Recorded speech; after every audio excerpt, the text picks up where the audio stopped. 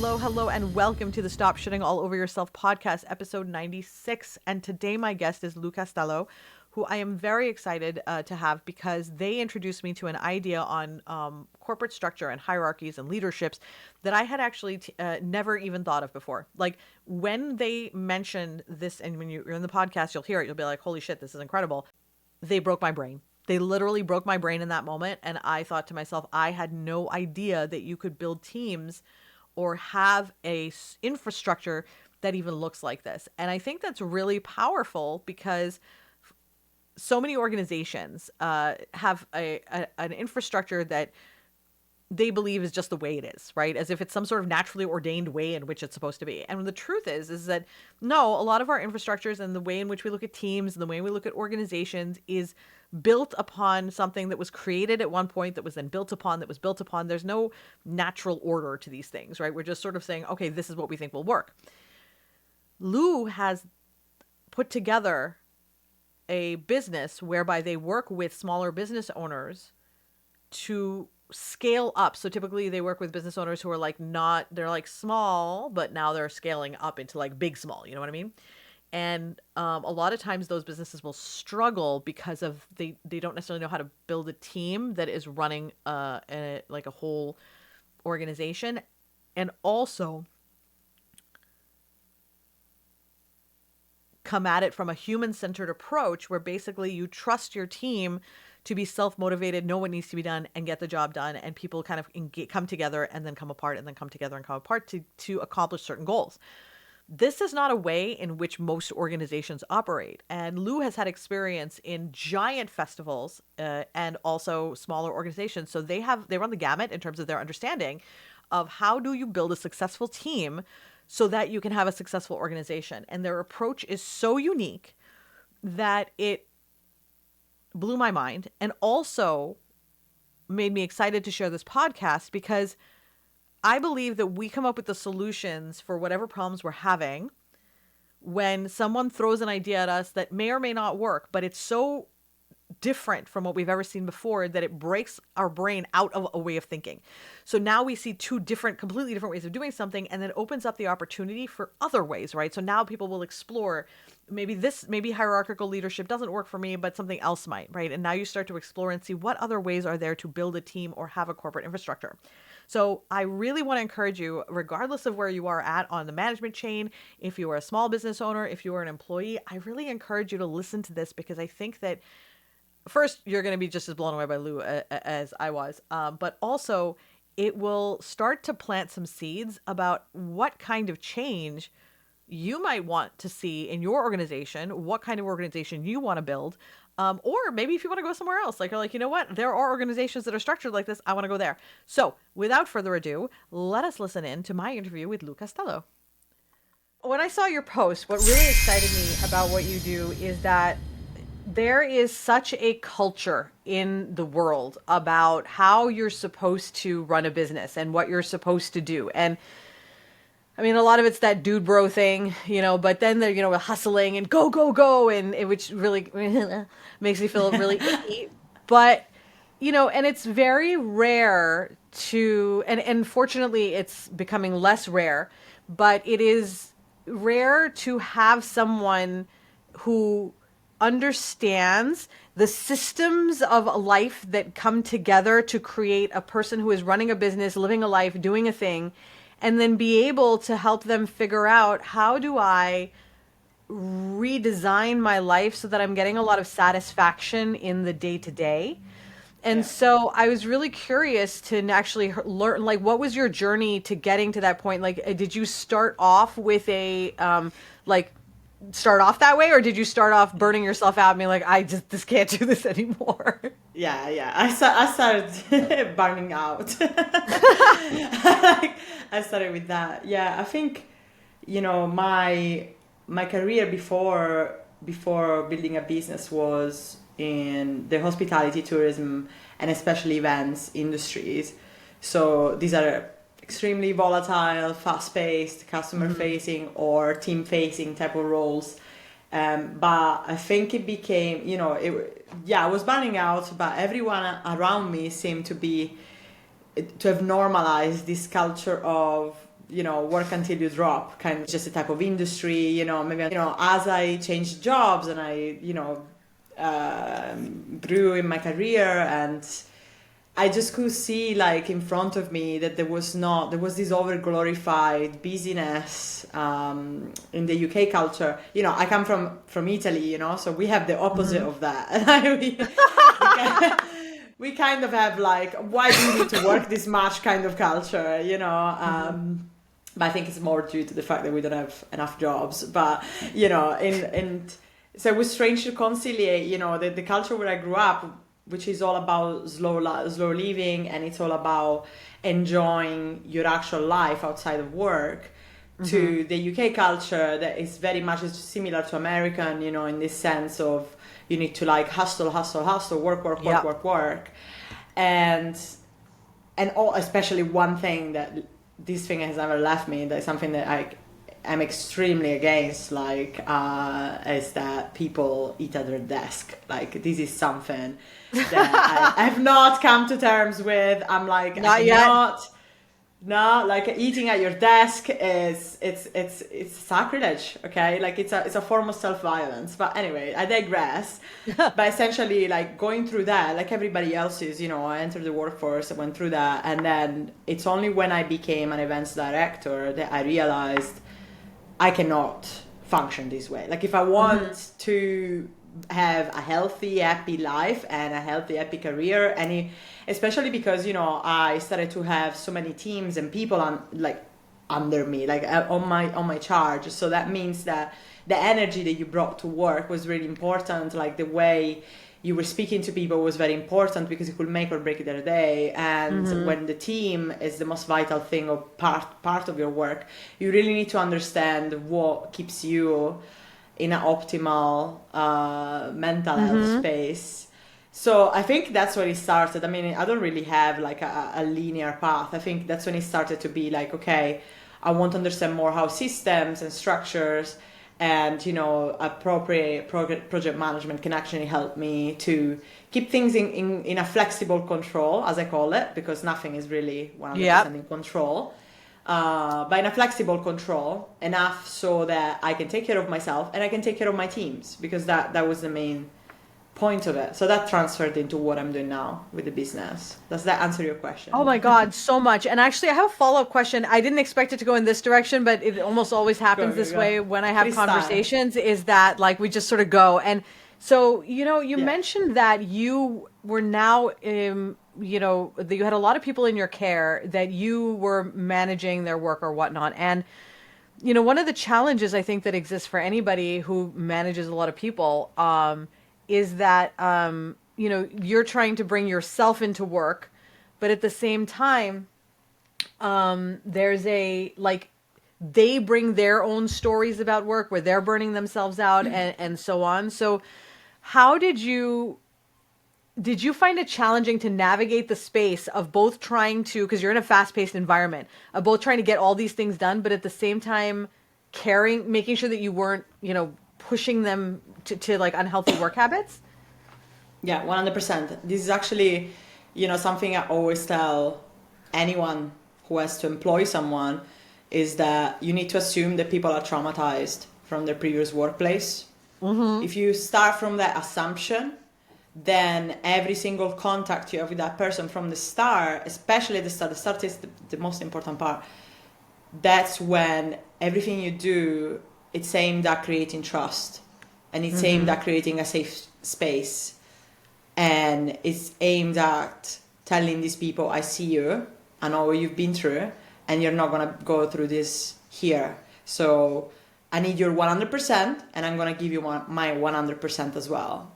So the type of work I was doing as well was extremely challenging in terms of leadership, because a lot of the work I've done was festivals, okay, grassroots festivals. What that means is that 90% of your crew, it's on voluntary basis. They're not paid. They come there for the ticket, okay.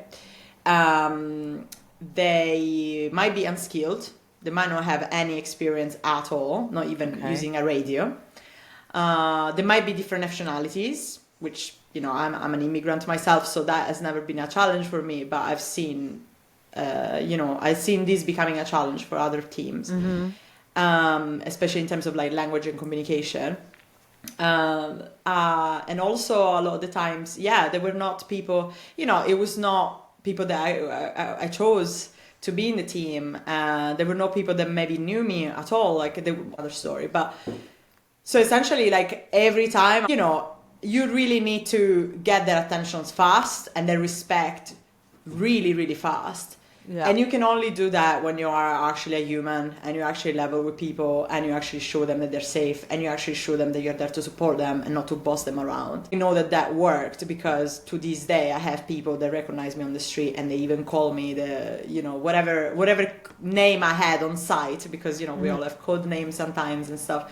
There are loads of people that still write to me letters, of the experience they had working with me, and they were volunteers. It wasn't a job, So for me, like, that's when I got to experiment a lot of, because, in this kind of field, you don't have HR, you don't have any kind of limit, which, obviously in some cases is really bad because there's not enough controls of how people are treated.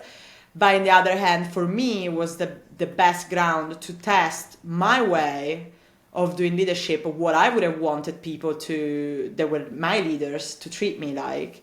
And then that combined with my absolute nerdiness for organizational psychology, like, love it.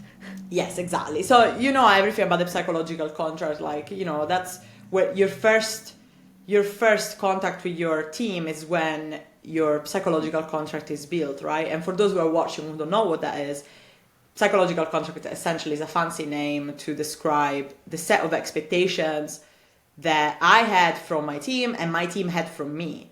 And those expectations are not necessarily conscious. A lot of the times they're subconscious. For example, that they expect to arrive on site and being told when they're going to have breaks, and I've seen times where leaders will come to a meeting on site and they will tell them what they're going to be doing, but they don't even say, and this is when you have breaks, and this is how it works when you need to take a break and stuff like that. And people will immediately feel like they don't care about us, they didn't even tell us, and in that moment they don't even realize that there was an expectation, because it should be a given, right? That you're told when you can have breaks. But a lot of times that doesn't happen in whatever type of industry. So, it's the little things, but like that's the first contact, even when you're hiring, when you're just going through the process of interviewing, that's when the psychological contract starts. Yeah. So the only way to maintain psychological safety is that you maintain the psychological contract, and a very, and people are like, oh, are you a mind reader, Lou? I'm not a mind reader, obviously, but that's why at the very start, I'm extremely communicative, extremely direct. If I actually knew someone from the crew, if there is someone else, more people feeling safe as well. So you can use stuff like that, because as we know, it's not enough to just say, oh yeah, ask me whatever, of course it's not enough. Right. There are so many silence there, but yeah, exactly. So yeah. So there's a lot. So that you've touched on a bunch of things in there, but I wanted you talked about specifically something that is of a great deal of interest to me. You mentioned about communication and being an immigrant. So I moved here from Pakistan. So I live in the United States, and I moved here from Pakistan in 1998, 97. My sister moved in 98. So I lived there my whole life, and then I moved here. And I was lucky in that my mother started working at the American school in the last few years I was there, and she was from Indiana, so we couldn't afford to go to the American school. But after being there, my accent became very, very American. So when I came here, it was easy. I was easy to understand, assimilated like that, right? No problem. But one of the things that I work with a lot now in America is the African Bridge Network, is how do we bring, because a lot of people, immigrants coming here, who find it hard to get jobs in America because they either don't have work experience here or there's a communications issue. And one of the biggest, I'm such a big proponent of hiring immigrants, because I think it is you're bringing in such a giant diversity of ideas and thoughts and experience. It's incredible. But I'd love to hear a little bit about what you have to say about that communication space, just because I think it's a really important area where a lot of people want to work with people who are coming from other countries, but they're concerned about the communication or they don't know how to deal with the communication. What are some of the things that you have learned in your experience that would help them?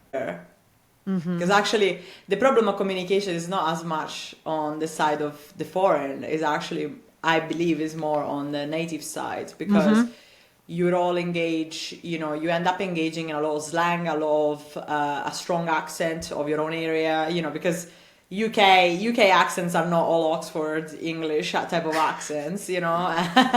I definitely worked with a lot of people that do not speak clearly at all, and they might not even understand each other, even though they're from the same country. So I think like it was a conversation for all and not just for whoever is not born here kind of situation. So for me, it was important to have the leaders to be more aware of how they spoke through the radio, how they spoke with their accent and with their terminology as well, because that is something that then the crew will emulate. You know, if you have a crew that hears certain sentences very clear, very the same words, like certain words, especially when you have radio communications, it was easier for them to actually pick up on that and repeat the same kind of stuff. It's also like I used to give, for example, for radio communication, I used to give an actual set of how to communicate on a radio, like a structure, a sentence structure of how to do that. That was also for British people. It was just for anyone that's not used a radio, because radio communication... It's actually really smart just to have that. Yeah. You just have it there, you know, because at the beginning it takes a little bit of practice, then you get the hang of it and you understand how you need to communicate, you know. Because the thing with radio communication is that you need to keep it extremely concise and clear. And also, you know, there is radio etiquette, like you can't cut calls over other people, even if you're in an emergency, you know, there is several different things to it. So that would be certain things I would do. I also... You know, during the debrief is when I try to have a conversation with most people and try to see who is the most confident to actually face the radio. And usually will be the people that feel a bit more confident with their language. We're talking about teams that I would only have for that festival and probably never see again because a lot of people were traveling, okay?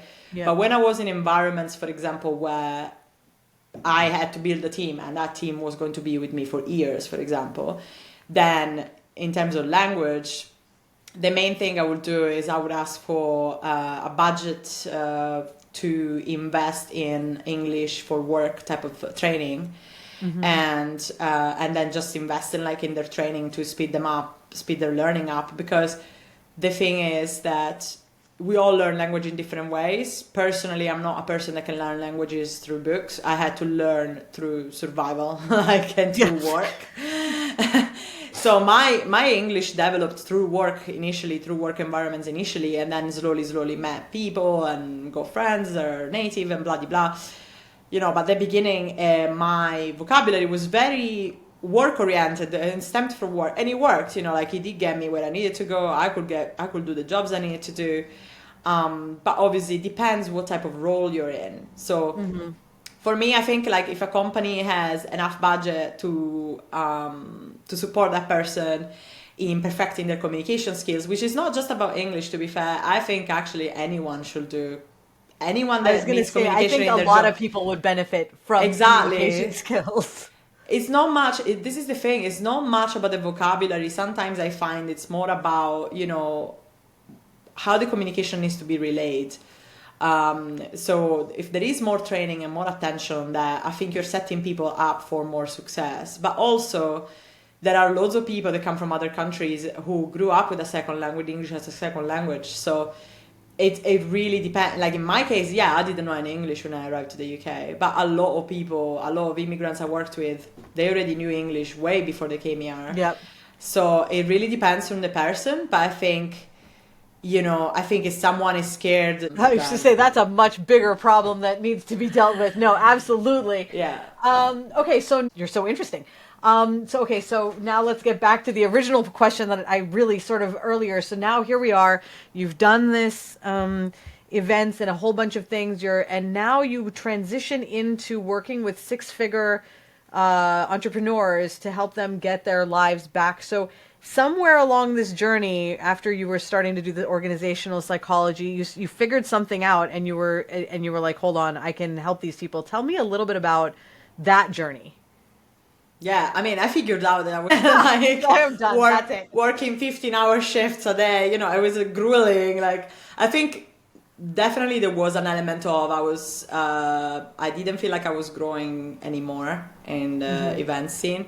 Yes, of course, I could have traveled more on the world, did bigger productions, but I felt like the big set of skills that I wanted to learn was there. And I also felt that, it was hard to, because I always had this idea of like getting very good at something and make enough money to be able to invest in different type of projects, different type of things. I never had this idea of like just being in a job and just stay in the job forever. It's never been my kind of thing. So I think I was just looking for, okay, what would I do? Because I didn't want to go corporate. I didn't want to work in an office. I did some office type of work in events related.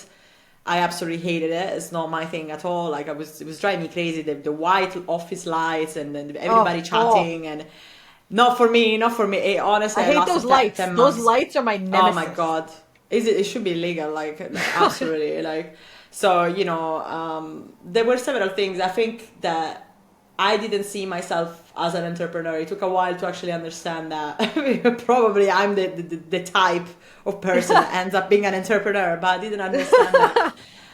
Because when you grow up with no representation, I never seen a Sicilian queer entrepreneur. Like I still now, like I haven't seen any. Apart from me, like I've seen some queer entrepreneurs, like they're usually British, the ones I see, or American, and a lot of them are in the DI space.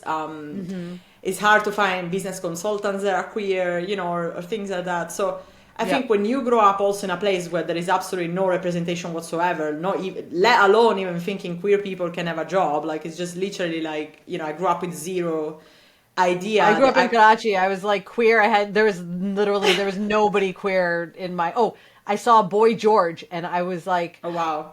There was something about that and I was like, I don't know what's happening right now, but I'm feeling something. Yeah, no, exactly. But see, this is the thing as well, like when I was seeing musicians, it kind of always, the culture around me was always about, if you're a musician, if you're an artist, you can be eclectic, like you can be queer, but this doesn't belong to business. So my idea of the business world was extremely white male dominated, very, and although obviously it's still quite a bit like that, what really made me understand that there was space for me was going on LinkedIn and actually approaching all these bubbles where people like yourself are, and like people that are advocating for being yourself at work and psychological safety with that. And I was like, this is actually what I always try to build with my teams, is for people. I remember people being shocked when I would tell them, I don't care if you have tattoos, I don't care, wear your piercings, why are you removing your piercings before work? Like people were always like, really, like, can I be myself? Like, and I'm like, 100%. It's what? No, exactly. And and I realized, why am I not allowing myself to be that, and actually build a business the way I will build it, and build. And by then, it took I first registered the business in 2020, actually, like the very start of 2020. And Good the timing. I know, right? Initially going to consult festival directors, because, I was first the contacts I had, and I was going to consult them mostly on strategy, system structures, all of that, because there is a lot of frustration for us operations managers with a lot of the festival kind of structures. Then 2020 happened, so obviously couldn't work with festivals anymore. Right. And it took me a little bit to actually regather and understand, oh my god, what do I do now? The events industry is gone, basically, right. And nobody's gonna have budgets from now on. Even if they go back, they're not gonna have budgets for consultants. It's not gonna happen.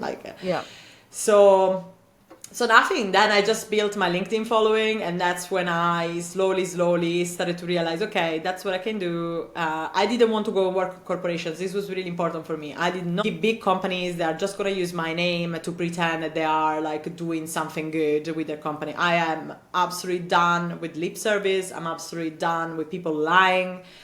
I only want to work with people that are real and only work with people that are putting in the work. So that's how I ended up working with founders. 5 to 6 figures, mostly 6 figures, because that's when they're like, they scaled, you know, because to the 4 or 5 figures is when you're like figuring out the product market fit, the service product market fit. You're like, I need sales, I need to nail this. But then when you get the stability of income, that's when everything else is like, wow, you know, like I have to figure out operations, I need to figure out the marketing, the this, the that, and keep everything together. And so that's when I come in and I help people transitioning from specialist to director, which is what I had to do as well in events. And what I train teams as well to do, you know, to train them to get to a level where I could just delegate everything to them in terms of project management and stuff. So this is what I do, but I only work with people that are feminists, queer, you know, marginalized backgrounds, just a mix of people that are keen on approaching DI practices, because everything I do I will use the AI knowledge to do that. When I'm helping a client doing their hiring process, I explain to them why they should not put a requirement for a degree, for example. I explain to them how to actually go and access diversified pools of candidates. I explain to them like how to create a very safe workflow process that is accessible to people, how to create meeting culture that is accessible and safe for people. So absolutely everything I do, obviously to the limit of my knowledge, you know, it's always underpinned by DEI. So for me it was very important to have a business on my own terms and not compromise anymore, you know, because when you have a job you had to compromise for years, even though I was a freelancer in events, but I had to compromise a lot. And this time was, no, I'm gonna work with people I believe in, with people that are going to create healthy teams, and try to do a little bit of that in the world, you know. You know, I think that's so important, because I was actually talking to my therapist right before our call about, you know, I call them the 4 horsemen, but there's way more than 4, you know, colonialism, capitalism, patriarchy, you know, all of these things collectively. I call them the 4 horsemen of my conditioning, right? And how they are they're just always there, you know, and I think that, and we don't recognize how if you just sit on the river in your little, you know, flotation device, they'll automatically direct you in that direction. And so you have to be really, really intentional. And I was telling her how it's all of the people that I talk to, like you, like Shiva, like there's like Toys. There's so many people that I work with or talk to or have the pleasure of getting to know, who are making these differences in their individual pockets, right? Yeah. And like it bleeds out into, and eventually they all start to connect, you know, they all start to connect to each other. And I think that, you know, you mentioned growing up, we didn't have a lot of representation. You know, America had a lot of that, you know, Sicily, you said you were from Sicily, and Karachi did not have any of that. And so we were sort of really trying to figure it out, you know, for ourselves at the time.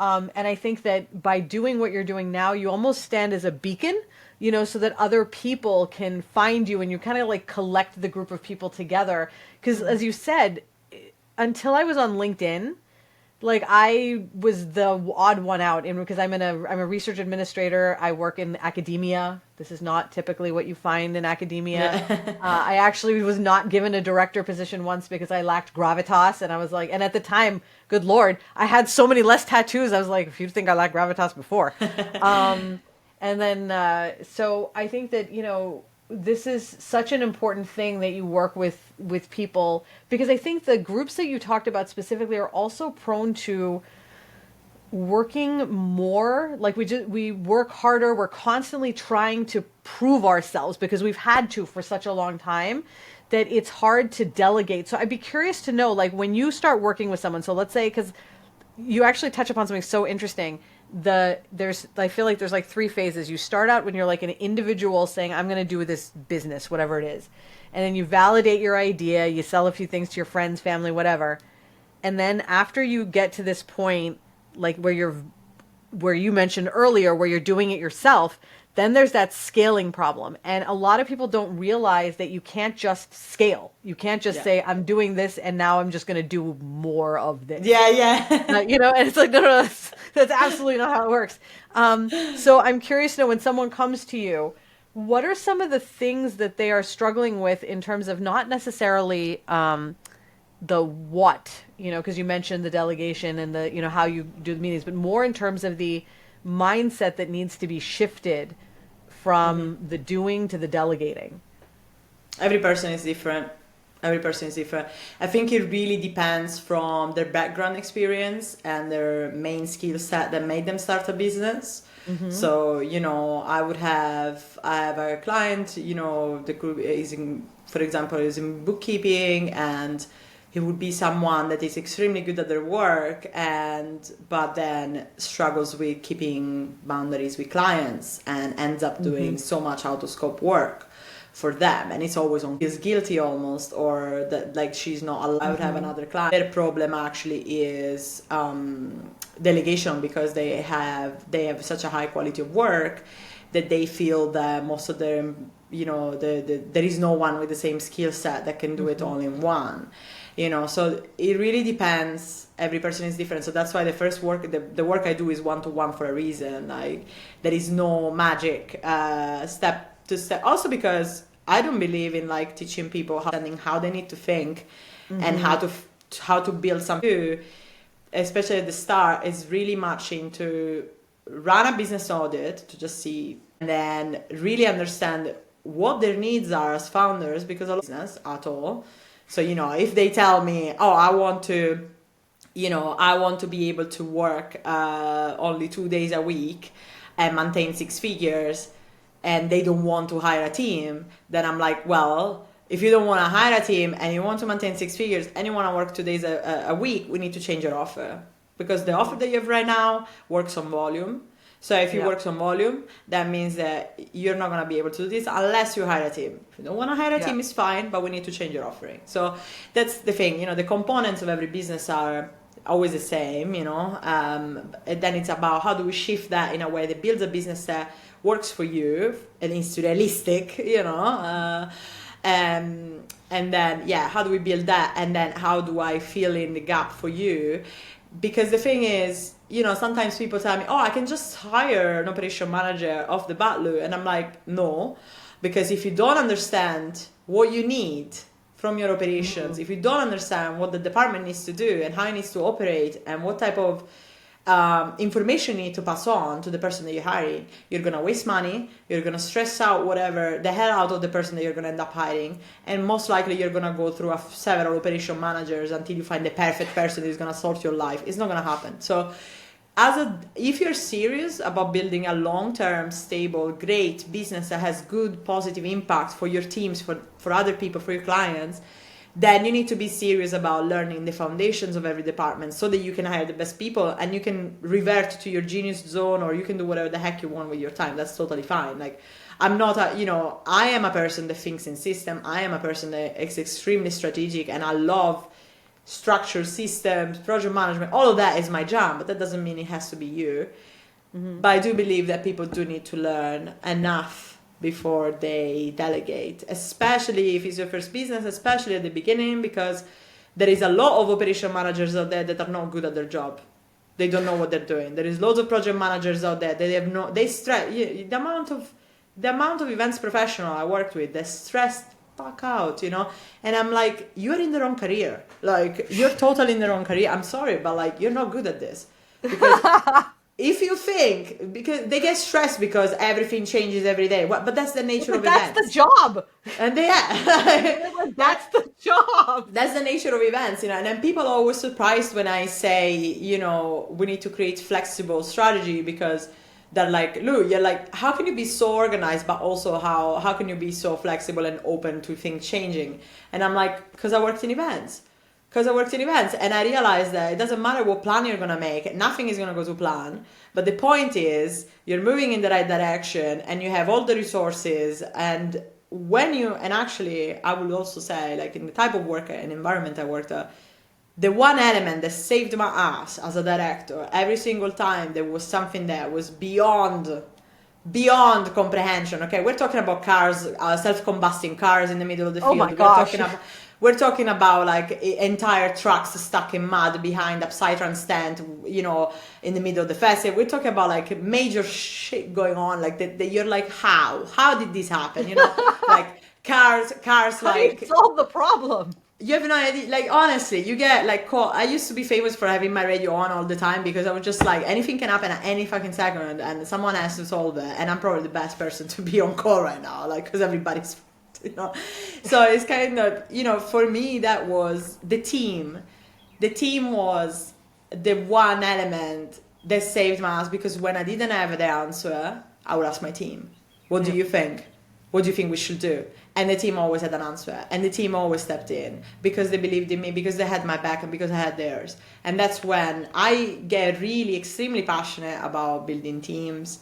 Not all my clients end up building teams because personal choice, but I think that when they hear me talking about my experiences and stuff, I think they're starting to think like, oh, that would be nice, to have a team of people that has my back all the time. Oh my gosh. Let me second that. So one of the biggest things that I talk about, in fact, I'm speaking at an event next week in Hawaii about building your team, and that you no matter, you have to have if you don't have a team around you, it's going to be depressing. There's no one to share the joys with. There is a energy that gets co-created when you have a team that is greater than the sum of each individual part. And I think unless you've actually created a healthy team and been part of a healthy team, I think you mentioned earlier, you said, assume that everybody comes in with trauma. And I think that's, so I think a lot of people come in with team trauma. And so it doesn't feel like it's a safe space. And, as you're talking, it's actually really sad. This is really actually sad that I'm about to say this. It's so sad, actually. The people who really need this kind of work are actually the big corporations, are actually like, they're the ones that really, really need exactly what you're doing. And right before therapy, right before this, I was reading an article about how the DEI, the backlash these last several days about, the black women in DEI, it's been awful. Yeah. And so I was writing, and I was starting to write about that. But the thing that I was writing is basically that the solutions are there. Yeah. They are here. You know them. Yeah. You literally just said what the solution is. Yeah. But it's almost as if like, the corporations are looking around and you're saying, here's a fire extinguisher. And they're looking around and saying, God, if only there was a way to put out this fire. And you're like, here's a fire extinguisher. No, it must be something else. Here's some paper. Let's put some paper in it. And you're like, seriously, I am handing you a fire extinguisher. No, you know what it is actually, to use your metaphor. Here is the fire extinguisher that you need to know how to use in order to extinguish the fire. And they're like, I'm not going to use this. This is your job. Like, you should be doing this for me. And that's the company boss. Mm-hmm. That's why it doesn't work. That's why DI it's not that DI itself doesn't work. The problem is that companies are not willing to change the structures that are keeping on the horrible culture that we came to have. And so because they're not willing to do the work, because the work shouldn't be done by middle managers, lower, whatever they want to call it, frontline employees. The work has to be done by everyone, but especially at the top, right? And also the top should die. Like, there shouldn't be any top. There shouldn't be any hierarchical. There shouldn't be any parameter hierarchy. Like, this stuff has to go. Like, this stuff is old, is gone. And this is the thinking I have, right? I am tired. I'm sick and tired of seeing extremely talented people going to work for these companies, tell them exactly what it needs to be done, and then the companies say, oh, but we cannot really do that, or we cannot really change the structures, or this is revolutionary work, like, and yes, that's what we need cultural wise. And absolutely. The thing with this company is they're not gonna last long. And I think what we're seeing with the newer generations as well, people are more careful than ever to, obviously not everybody has the privilege to just choose whatever work. Like, I definitely didn't. I had to accept a lot of jobs for years. I never worked in a good companies. Never. Until I had my own company. Like, I had so many jobs. I worked for so many companies in 10 years. Honestly, I've been around. I've tried. I've looked for it. I've never worked in a safe company. Never. That was either safe for me or for my colleagues. Never. And what I came to realize is I want to be the person that helps the good companies grow and the good Yep. companies to maintain. And that's what I prefer. I mean, it's my own personal choice. It's definitely like a safe choice, but that's Yep. what I prefer to operate. I prefer to use my energy, my work, my intelligence to serve people that are actually willing to build differently. Like I Yep. literally had a month ago, I created like my what is it like my one of my clients was creating their first team, 6 people team that we've hired and all of that, and they were creating their first organizational chart, right? So I told them to have a go at it, and she created, what you will think like the top and this and that, right? And then I rephrased it for her, where she's in the center, she's the pulsing heart of culture, right? She's in Hmm. the center, and that everybody works in symbiosis around her, and that's horizontal hierarchy, and that's collaborative type of structure. And Hmm. immediately, just from the drawing, she was like, I can see already how that can work so much better. And then I explained Hmm. to her, why do you need to not have those type of things or those type of terminologies? Why do you need to have everybody working together? Why do you need this? Why do you need this type of communication? How do you need the relationships to be between these people and these people? How do you need to signal, like, yes, of course you're removing yourself from the business, but like, how can you signal that you're still there every month to your team? How do you make sure that Hmm. you don't create the distance, you know? And for me, being able to do this work after years of fighting with my bosses because they had a horrible culture, like there is nothing more like, it keeps me up. Like I literally like, this is exactly what I was meant to do. And also I don't feel frustrated. I don't feel burnout. I don't feel burnout. How many Hmm. DI professionals do you know that are like super burnout? Of course they're burnout. They're working for idiots, like. I quit my job in spectacular fashion because I was like, Yeah. yeah, it was really recent. It was, because basically the other four directors I'd actually known for a very long time. And so I Yeah. called them immediately and I said, listen, this is what happened. I've quit.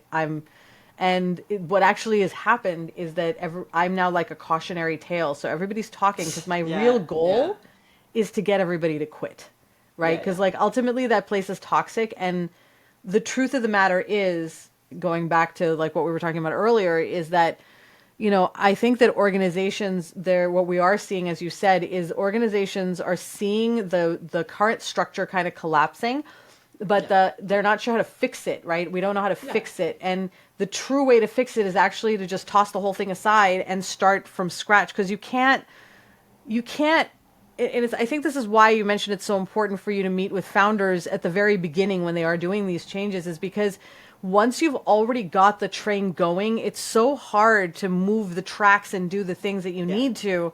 Yeah. And honestly, it ends up being more expensive. So I'm actually curious to know, like, how often do you find yourself being approached by people? And you mentioned that you don't typically, that you very select your clients. So maybe you select these out. But do you often get approached by people who did not take your advice and then who come back later and say, can you help me fix the mistake I've made? Yes, but they usually come at me at a stage where they're literally going, they're closing down the company. So, yeah, no, I had them. It's kind of sad as well because, last year, usually during the first quarter is when I built most of the sales pipeline, talk with people, blah, blah, blah. And last year, the first quarter, there were seven, I would say like about maybe seven founders who chose to not work with me in that moment, who said that they didn't need it, whatever. And then they were all on the 6 figures, some of them close to seven, and 6 months later, but like basically the end of the year, all of them were telling me they were making redundancies. Some of them, they were telling me they stopped the business because they were too burnout. Mm-hmm. Some of them told me that they're changing the structure so that they can have other directors because they're too burnout. Some of them told me that they had to fire 2 teams and try to rebuild as well, and they wanted my help. So, yeah, there has been people like that. Mm-hmm. I told them I couldn't help them because this is the thing when you do so much damage as well, and you've not changed in your mindset, because I had people that would tell me, oh, Lou, I need your help because I'm going to fire all this team. And I'm like, okay, why are you firing the team? And they're like, oh, because they're all incompetent and lazy. And I'm like, there is a problem at the start there because if Yeah. your team is not working, that's on you. It's not on your team. I'm sorry, it's not. Because it's either you chose the wrong people, it's either you've done the onboarding wrong, it's either you delegated the wrong way, it's either you didn't give them the structure. Whatever problem is happening in your team, it comes from you. And if you're not ready to face that, and you're not ready to take accountability and responsibility for your role as a leader, then I'm not working with you. Well, because that's the truth, right? You have to be willing to take your, because ego has to your be ego has to be out of it. Yeah. You mentioned, like, once you've been doing this a long time, you can sort of just see, like the Matrix. You're just like, oh yeah, I can, somebody tells you this is it, and then you see. And I can do that for, I basically do clean up for research administration. So somebody grants that have been left to languish for a really long time. I love being like, oh my God, this is a disaster. I'll clean it up and fix everything. It's, fabulous. But you only really know that after having done this for so many years. So actually, you mentioned something earlier. I just wanted to touch base about that as we wrap up really quick. Is you said that someone will work with you and you will work with them to help build their team and so on. Do you act as like an like, let's say they wanted to hire you as their operations manager or the person, do you do contract operations manager work, or do you not do that anymore? Absolutely not. Mainly because it's a lot of work, and that would mean only work with one client, 2 clients max. And that would mean also that I'll have to jack up my prices like 10 times what I'm charging now, so Got it. For me it's more important teaching people. I do a little bit of that. So, I do a little bit of workflow process design when it depends what the founder is going through. If the founder is really stuck and they don't know what a workflow process design is, then I'm like, here you go. That's an example. Of course, yeah. And then it just takes me 2 seconds to write a doodle and be like, right, this is your stages. This is the stages you should have from when you get the client to when you finish the product. This is how I think you should design them. You need to review them anyway, because this is the thing as well. Like, it doesn't matter how much I know, because ultimately the founder has to understand the business inside out. So even if in the case of, I have a client recently where I've helped them build in their first workflow process and how to build it and all of that stuff. And we went through 2 iterations, because I gave them the first one and I told them, you need to go through each stage that I wrote down and understand why it wouldn't work this way. So you need to understand why there is a problem in making it out this way. So that helps them think how the process should be, in terms of being lean and in terms of going smooth, because if they see, but Lou, you put stage 2 here, but we have a thing that happens here that actually should be in stage 1, perfect, then and then we go on the second iteration where everything is accounted for. I know it's a bit abstract to speak about in this way, but essentially, I do a little bit of that. I do a little bit of that if it comes to training the founder. If they need more help in terms of actual implementation, in terms of actual design, then no, I just get them a contact. I tell them, hire this person, hire this freelancer, and get them on board. So that's what I'm building more this year, actually, because this year I'm not going to stop one-to-one work, but I'm charging more now, so I'm going to do less of that. And I'm actually developing a mastermind group.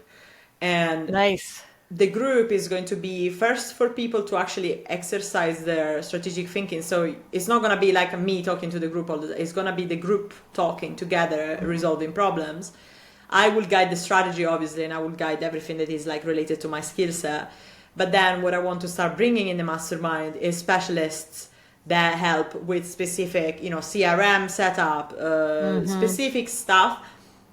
And these are all structures that usually businesses they start to think about when they're at 6 figures, but they're absolutely forced to have when they're on 7 figures. So I'm essentially giving them structures that will make the 7-figure way easier and will make the 6-figure way more stable, their mental health more stable, and their life more stable, So, and that eventually trickles down to the teams, because the teams are not as stressed, and something that really surprised me. The funny thing actually is that at the beginning, I wasn't going to work with this. I was going to work in team culture.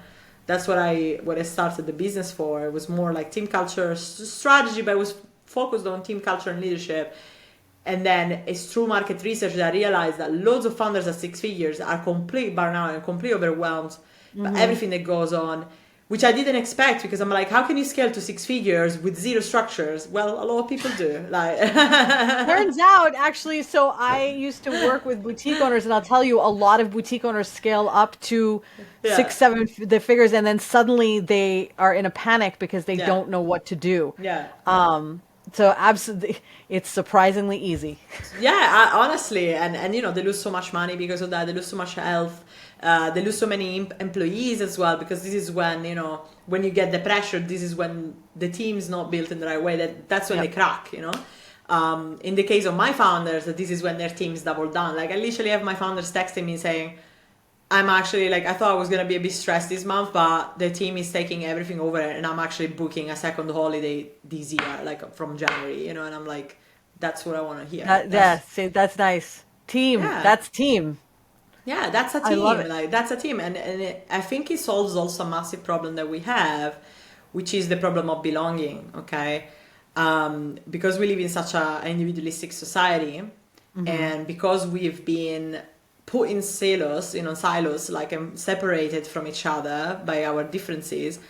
I think a lot of the mental health issues that we're having in our society are connected to that, to the fact that we don't feel like we belong, we don't feel like we're safe, we don't feel like we have people, and there is a lot of talk of, oh, your employees or your team is not your family, your workplace, and I absolutely disagree with that. These are the people that you're gonna spend most of your fucking lifetime with, and, like, if you can't be safe with them, if you can, you don't have to like them all, like, obviously, but, like, if you're not safe within your team as a boss and as an employee, if you're not safe at work, if you don't feel like you belong, if you don't feel like these people are great and you're actually inspired by them, what are you doing?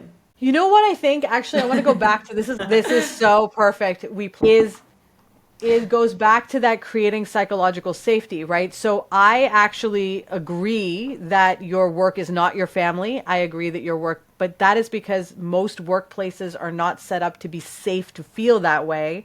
So that, like, if I feel that way, then do they reciprocate, right? And typically that's not Yeah. the case.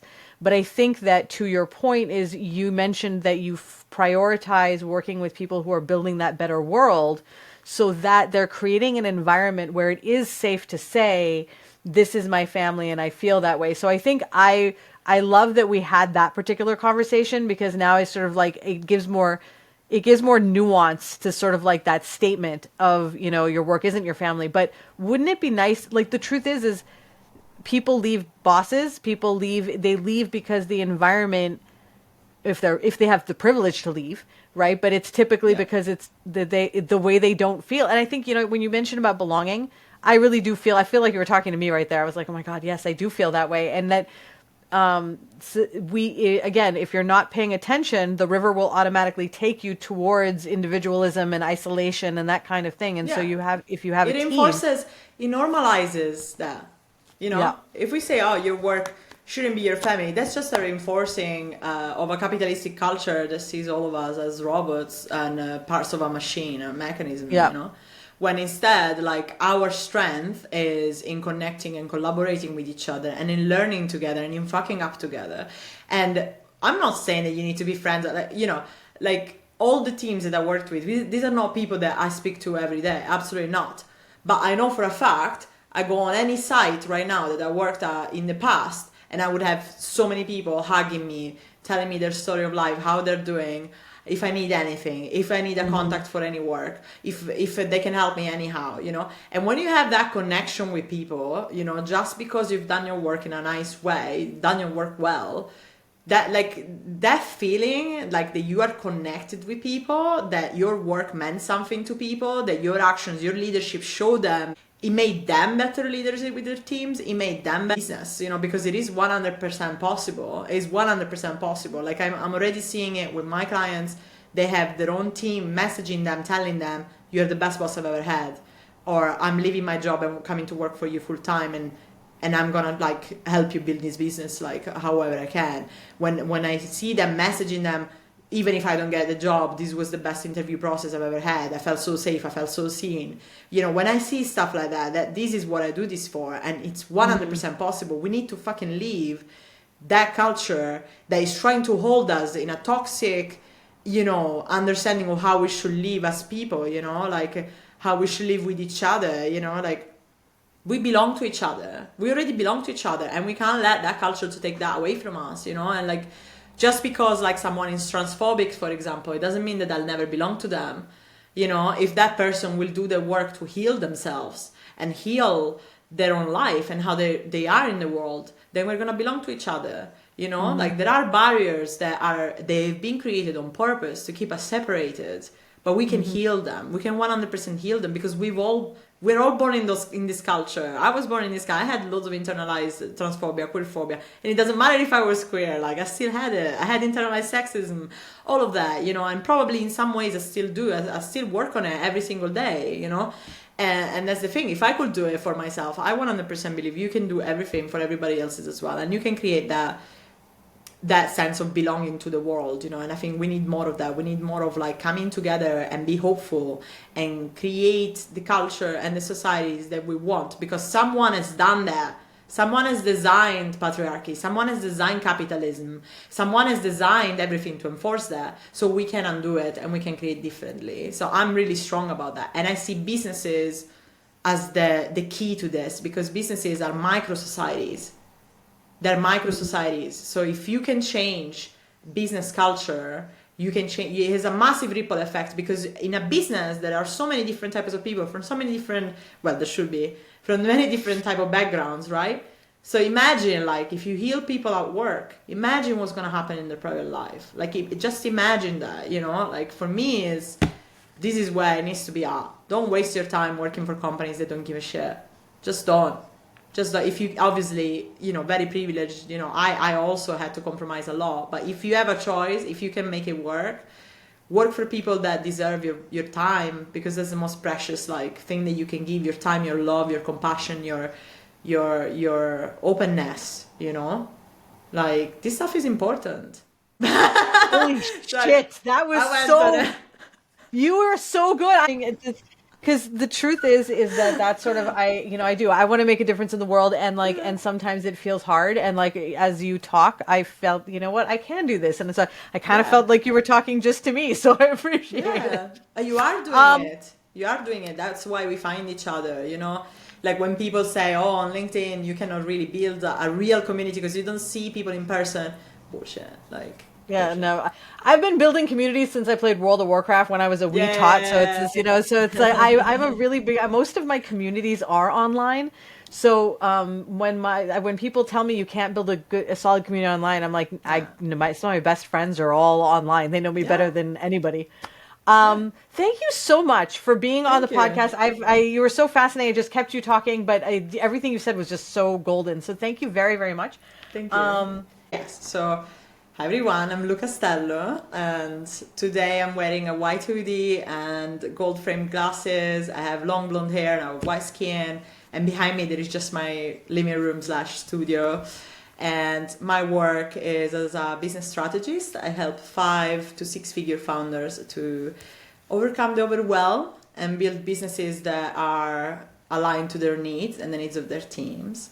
And you can find me on LinkedIn as Lu Castello, LU. And yeah, just hit me up.